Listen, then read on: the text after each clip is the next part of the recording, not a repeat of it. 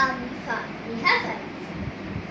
ঈদে মিলাদুন্নবী উপলক্ষে আমি একটি কেরাত বাংলা তর্জমা সহ উপস্থাপন করেছি। আউযু বিল্লাহি মিনাশ শাইতানির রাজিম। সূরাতুল ফিল মাক্কিয়া। বিসমিল্লাহির রহমানির রহিম। আলাম তারা কাইফা ফাআলা রাব্বুকা বিআসহাবিল ফিল।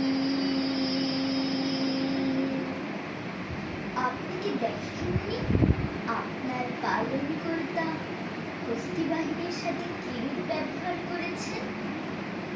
আলাম ইয়াজআল কাইদাহুম ফি তাদলিল।